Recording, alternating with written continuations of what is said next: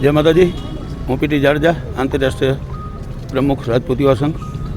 आज जो मैं कमिश्नर साहेब ने आवेदनपत्र में हकीकत जे सत्य हकीकत से जाणवा माटे आव्या छीए।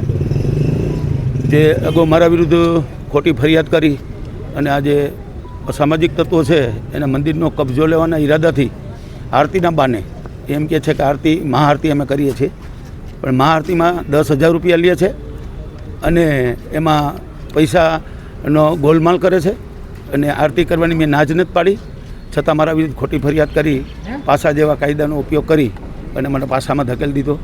મેં ફરિયાદ આપેલી છે સત્ય હકીકત સાથે, પ્રૂફ સાથે। અહીંયા તોડફોડ કરી છે, બાકડા મૂક્યા છે, પૂજારીને ધમકી આપી છે, પૂજારીનું સૂચિત મકાન પાડી નાખવા માટે, ટાટિયા ભાંગી નાખવા માટે। બરાબર છે। પૂજારીને કે તમને બદલાવી નાખશું, બીજા પૂજારી મૂકી દેશું, આવી ધરાહારી અને દાદાગીરી કરી એ અગાઉ મેં એ ફરિયાદ આપેલી છે 27/6।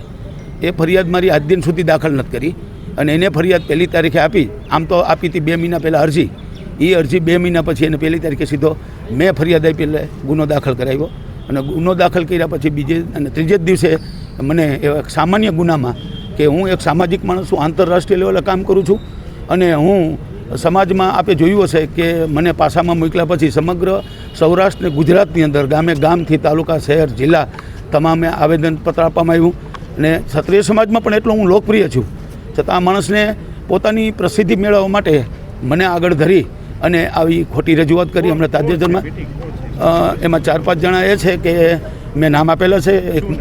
એક છે તીર્થરાજસિંહ ગોહિલ, એક મયુરસિંહ રાણા, એક જસ્મીન ઉર્ફે લાલો, પછી શૈલેષ ડાંગર અને અઠીસી ચાંદલીવાળા જાડેજા। આ બધા માથા ભારે છે ને બીજા 10-12 જણા એની મેં ફરિયાદ આપેલી છે। એ ફરિયાદ આજ દિન સુધી દાખલ નથી કરી। થોડા દિવસ પીટી એ લોકો પણ સામે ટ્રસ્ટીઓ આવ્યા હતા મંદિરના ઓરિજિનલ દસ્તાવેજના કાગળો લઈને કે ભાઈ અમે આ મંદિરના ઓરિજિનલ ઓનરરી ટ્રસ્ટી છીએ। ના, એની મંદિરના ટ્રસ્ટી જે 2 હતા 5 ટ્રસ્ટી, એમાં 2 એક્સપાયર થઈ ગયા। હાલમાં 2 ટ્રસ્ટીને હું પ્રમુખ તરીકે એટલે ટ્રસ્ટીના પ્રમુખ તરીકે સેવા આપું છું। અમારું ટ્રસ્ટ છે, કાયદેસર છે, રજિસ્ટર છે, ચાલુ છે, બરાબર છે। આ ટ્રસ્ટ કાંઈ રદ નથી કર્યું, બરખાસ્ત નથી કર્યું, ડિસમિસ નથી કર્યું। એ લોકો એવી જાહેરાત કરે છે કે બની બેલા પ્રમુખ, બરાબર છે। સમાજમાં મને એવો ચિત્ર છે બની બેલા સમાજના પ્રમુખ।